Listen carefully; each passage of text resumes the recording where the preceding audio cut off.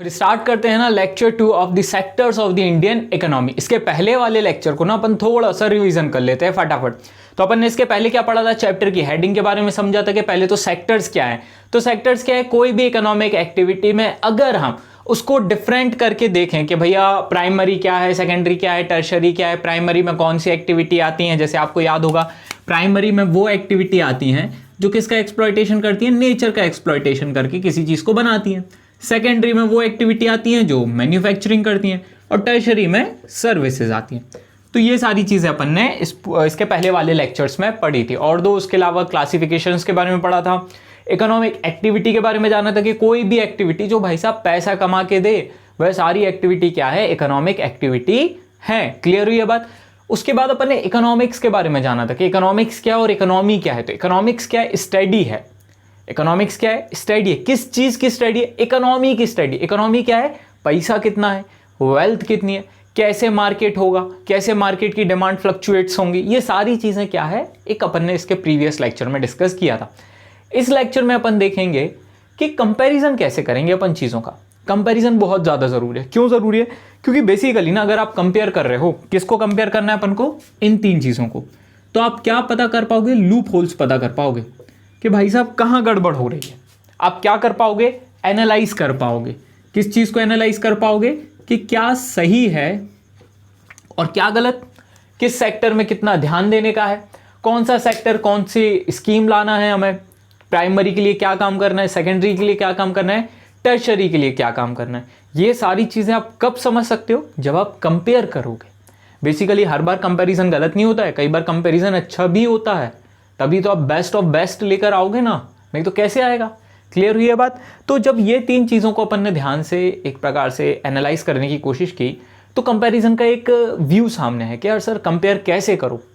तो उसके लिए ना जीडीपी का कंसेप्ट हमारे सामने है। What is GDP, gross domestic product, सकल घरेलू उत्पाद। तो इसके लिए ना बहुत इजी लैंग्वेज में समझो। सपोज करो ये कोई देश है, ये देश की क्या है, बॉर्डर। इस देश के अंदर, ठीक है, कोई भी जो गुड्स एंड सर्विसेज हैं उसकी फाइनल वैल्यू, कोई भी गुड्स एंड सर्विसेज हैं उसकी क्या फाइनल वैल्यू को टोटल अगर आप सम कर देते हो, टोटल कर देते हो या सम कर देते हो एक पर्टिकुलर फाइनेंशियल ईयर में, ये चीज़ याद रखना बहुत इंपॉर्टेंट है। पर्टिकुलर फाइनेंशियल ईयर में, तो ये तो बिल्कुल जान है भाई साहब। नहीं तो क्या पूरे जब से इंडिया बना तब से प्लस कर दोगे क्या, नहीं, एक साल का प्लस करोगे। उसको अपन क्या बोलते हैं, GDP, gross domestic product. Clear हुई ये बात, कंसेप्ट क्लियर हुआ जीडीपी क्या होता है। अब जीडीपी को जब हमने एनालाइज किया तो हमें पता चला कि प्राइमरी कितना पैसा दे रहा है, सेकेंडरी कितना पैसा दे रहा है, टर्शरी कितना पैसा दे रहा है। फिर हमने उसको और अच्छे से एनालाइज किया, तब हमें पता चला कि प्राइमरी में कितने लोग काम कर रहे हैं। ऐसे ऐसे करके हमने बहुत सारे डेटा को कंपेयर किया और हमने फिर कंक्लूजन्स को ड्रॉ करना चालू किया। उन कंक्लूजन्स तक जाने से पहले ना अपन थोड़ी हिस्टोरिक चेंजेस के बारे में देखेंगे कि हमारे हिस्ट्रीज में क्या क्या चेंजेस हुए, पहले इकोनॉमी कैसी थी, अब इकोनॉमी कैसी है। ठीक है, तो उसके लिए ना एक बहुत ही ज़्यादा फेमस साइंटिस्ट के बारे में, इकोनॉमिस्ट के बारे में, साइंटिस्ट नहीं कहेंगे या सोशल साइंटिस्ट कह सकते हो आप, इकोनॉमिस्ट के बारे में बताना चाहेंगे। उनका नाम था कोंद्रातीव, रशियन इकोनॉमिस्ट। क्या गजब नॉलेज भाई साहब, मतलब उनकी विजन ऑफ थिंकिंग तो अलग ही लेवल की, मतलब बहुत ही अलग लेवल की। क्या नाम था, कोंद्रातीव। उन्होंने बहुत अच्छी साइकिल बताई। देखो इकोनॉमी क्या है, एक साइकिल है, बढ़ेगी, पीक पे जाएगी, गिरेगी, फिर बढ़ेगी, पीक पे जाएगी, फिर गिरेगी, फिर बढ़ेगी, वो सर्कल चलता रहेगा। क्लियर हुई ये बात, सर्कल जीरो, ठीक है, जीरो बन जाएगा। क्लियर। तो उनके अपन कोंद्रातीव के एक प्रकार से ग्राफ को स्टडी करेंगे कि उन्होंने क्या बताने की कोशिश की थी। ये क्या है, वाई एक्सिस, और ये क्या है, एक्स एक्सिस। एक्स एक्सिस पे ले लो भाई साहब टाइम, वाई एक्सिस पे ले low economic growth, economic growth. Clear हुई ये बात। एक्स एक्सिस पे क्या ले लिया, टाइम, वाई एक्सिस पे क्या ले लिया, इकोनॉमिक ग्रोथ। ध्यान से समझना, उन्होंने कहा कि इकोनॉमी क्या है, एक साइकिल है। इकोनॉमी क्या है, एक साइकिल है। ठीक है, हर एक चीज का पीक है और फिर फॉल भी है। देखो दिख रहा है ना, पीक और फिर फॉल भी है, हर एक चीज का पीक भी और फॉल भी है। तो लोगों ने कहा कैसे समझाओ, तो इन्होंने कहा कि भाई साहब आज से आप 2000 साल पहले की बात देखो, 2000 साल पहले जिस देश ने प्राइमरी एक्टिविटी पे ध्यान दे लिया ना, वो देश बहुत ज़्यादा अमीर हो गया। इंडिया, इंडिया स्पाइसेस में भाई साहब दुनिया को लीड कर रहा था, टेक्सटाइल में दुनिया को लीड कर रहा था इंडिया। सारे किससे निकल रहे हैं? प्राइमरी सोर्सेज से निकल रहे हैं। क्लियर हुई अब? ये आज से 2000 साल पहले। फिर 500 साल पहले की बात करें, देखो उसका ड्रॉप हुआ ना, दिख रहा है ना। फिर 500 साल पहले अगर जिसने इंडस्ट्रीज पे ध्यान दे लिया, मैन्युफैक्चरिंग सेक्टर्स पे ध्यान दे लिया, वो डेवलप हो गया। आज यूएसए क्या डेवलप है? बिल्कुल है। यूरोप क्या डेवलप है? बिल्कुल है। तो ऐसे कोई भी देश जिन्होंने 500 साल पहले या 300 साल पहले इंडस्ट्रीज पे ज्यादा ध्यान दे लिया, आज वो डेवलप्ड हैं। क्लियर हुई ये बात? फिर अब देखो, याद रखना ये कंटिन्यू चेंज होगा। आज अगर आज नहीं, थोड़े टाइम पहले, 50 साल पहले अगर हम देखें तो जिसने सर्विसेज सेक्टर पे ज्यादा ध्यान दे लिया वो डेवलप हो गया। ठीक है, जो सर्विसेज को ज्यादा प्रमोट करना चालू कर दिया वो डेवलप हो गया। Getting my point? अगर हम आज की बात करें तो आज कौन डेवलप्ड हो सकता है?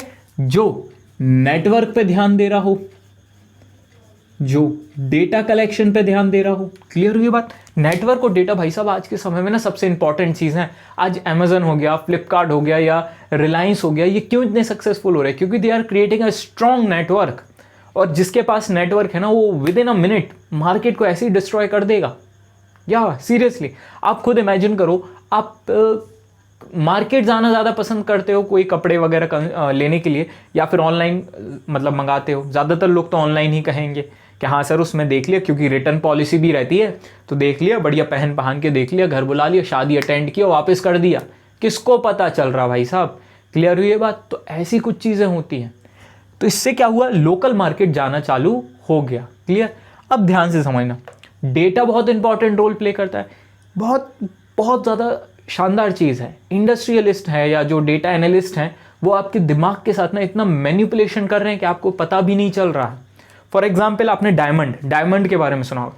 किस चीज़ की ज़्यादा वैल्यू है? डायमंड की वैल्यू है कि ऑक्सीजन की वैल्यू है? देखो ना यार, किसकी वैल्यू है? डायमंड, शायद sp3 हाइब्रिडाइजेशन, ठीक है भाई साहब, और ऑक्सीजन O2 किसकी वैल्यू है? आप कहोगे सर डायमंड की वैल्यू है कि नहीं? महंगा है ना, ऑक्सीजन तो मिल जाता है पड़ा ऐसे लो, मिल गया ऑक्सीजन, डायमंड मिला क्या? ऐसे लेने में डायमंड आ रहा है क्या? ठेंगा कुछ नहीं आ रहा है। तो आप कहोगे भाई साहब डायमंड की वैल्यू है। नहीं, यहीं आप रॉन्ग हो गए। वैल्यू तो ऑक्सीजन की है, क्योंकि कोविड सेकेंड वेव में ना आप सभी को पता है ऑक्सीजन की कितनी मारामारी हो गई थी। ठीक है, सभी को पता है ऑक्सीजन की कितनी ज़्यादा मारामारी हो चुकी थी। लेकिन फिर भी बक्सवाहा फॉरेस्ट, मध्य प्रदेश का एक रीजन है बक्सवाहा, वहां पे डायमंड्स के एक्सट्रैक्शन के लिए वहां पे माइनिंग की जा रही है और उसके लिए डिफॉरेस्टेशन किया जा रहा है। बक्सवाहा फॉरेस्ट को काटा जा रहा है।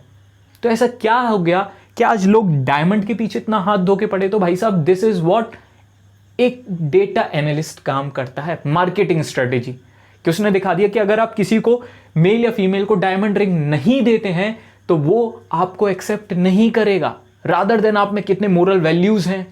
ठीक है, ये बोलता है। आजकल आप देखते हो कि बहुत सारी मीम्स चल रही हैं कि focus on this that will be achieved, something like that, ऐसी कुछ बहुत सारी मीम्स। हाँ ये है, मैक्सिमम सेटिस्फेक्शन ऑफ वांट्स ये सेटिस्फाई करेगा। दिस मीन्स दैट वाला नहीं ना, वो दैट वाला आजकल बहुत चल रहा है।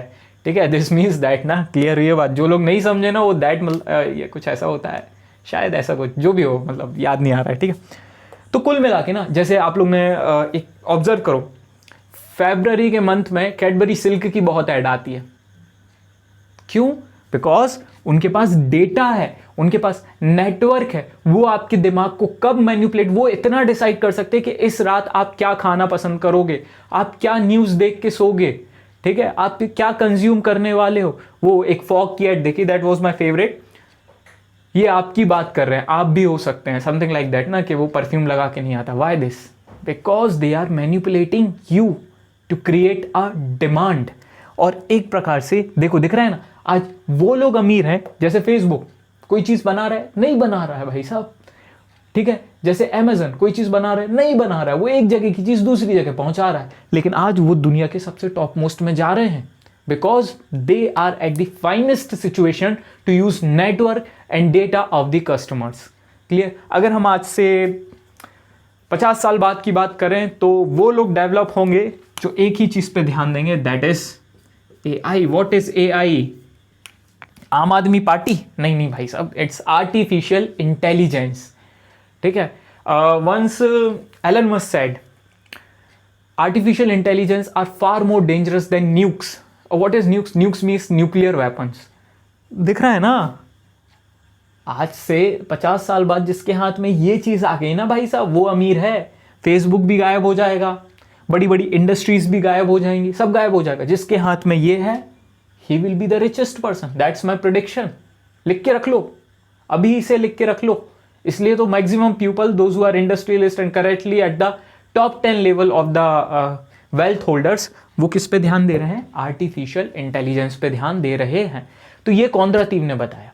तो इससे एक चीज समझ में आई कि हिस्टोरिकल ना इकोनॉमिक सिनेरियोस चेंज हुए हैं. पहले किस चीज पे ध्यान था? देखो दिख रहा है ना, एक सीक्वेंस देखो, प्राइमरी, सेकेंडरी और देन टर्शरी. ये चीज आप बहुत इंपॉर्टेंटली ध्यान रखना. पहले किस चीज पे ध्यान था? प्राइमरी पे, फिर सेकेंडरी पे, फिर टर्शरी पे, और इसी के बाद वही जो हमने बताया ना 5 सेक्टर्स इकोनॉमी है, जो आप हायर स्टडीज में पढ़ोगे, वो यहाँ पे आप डिस्कस करने वाले नहीं, बाद में पढ़ेंगे. रे इतना लालच अच्छी बात नहीं है रे, रुक जा थांबा. तो ये था अपना lecture 2. So this was all for today. Have a nice day. Tata, bye bye.